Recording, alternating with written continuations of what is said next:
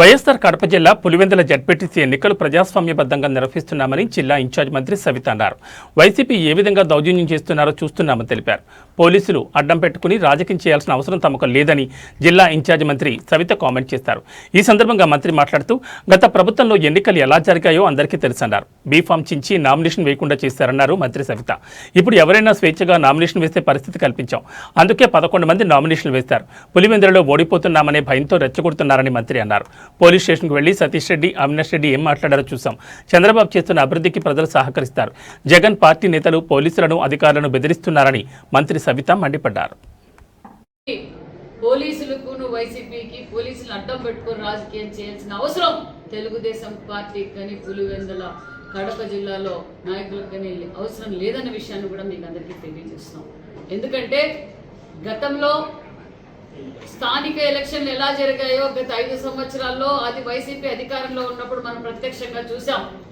ఈ రోజు ప్రజాస్వామ్యబద్ధంగా మా ముఖ్యమంత్రి చంద్రబాబు నాయుడు గారు, మా నాయకులు ప్రజాస్వామ్యబద్ధంగా ఎన్నికలు జరగాలనేది మాకు ఆదేశించారు.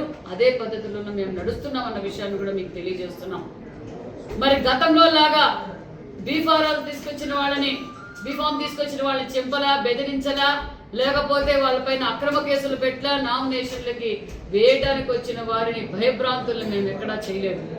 వైసీపీ వాళ్ళు నామినేషన్లు వేశారు, కాంగ్రెస్ వాళ్ళు నామినేషన్లు వేశారు, టీడీపీ వాళ్ళు నామినేషన్ వేశారన్న విషయం ప్రజలందరికీ తెలుసు.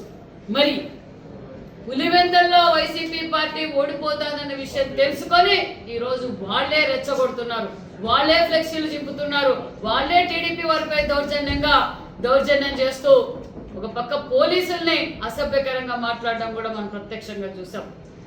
మేము ప్రజాస్వామ్యబద్ధంగా ఎన్నికలు జరగడానికి సిద్ధంగా ఉన్నామన్న విషయాన్ని మరొకసారి మీకు అందరికీ తెలియజేస్తున్నాం.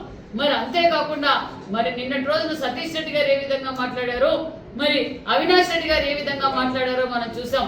అంతేకాదు పులివెందుల ప్రజల్ని భయభ్రాంతులు చేయాలనుకుంటున్నారు. పులివెందుల ప్రజలు చాలా తెలివైన వాళ్ళు, చాలా సమయస్ఫూర్తి కలిగిన వాళ్ళు, అభివృద్ధికి తోడ్పాటు.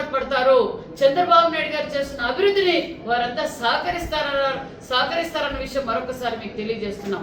గతంలో పులివెందుల ఎమ్మెల్యే జగన్మోహన్ రెడ్డి గారికి 14-19లో ఎన్ని ఓట్లు వచ్చాయి, 19-24లో ఎన్ని ఓట్లు వచ్చాయో మనం ప్రత్యక్షంగా చూసాం.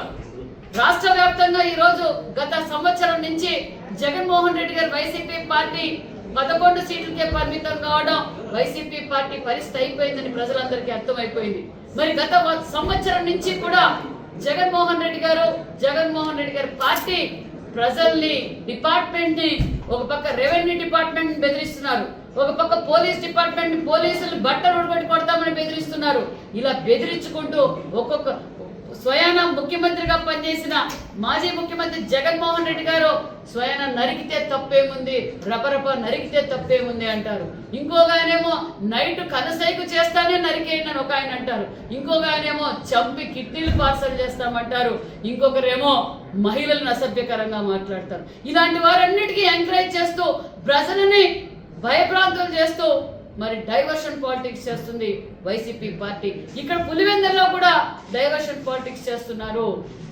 మరి జగన్మోహన్ రెడ్డి గారికి, వైసీపీ పార్టీ గారికి ఈ రోజు వివేకానంద రెడ్డి గారి భార్య, వివేకానంద రెడ్డి గారి జయంతికి నా కూతుర్ను కూడా రావద్దు, నిన్నేం చేస్తారో, నిన్ను కూడా చంపుతారేమో అని భయపడుతున్నాము అంటే ప్రజల్ని ఏ విధంగా వీళ్ళు భయభ్రాంతులు చేస్తున్నారో ఒక్కసారి ఆలోచించండి.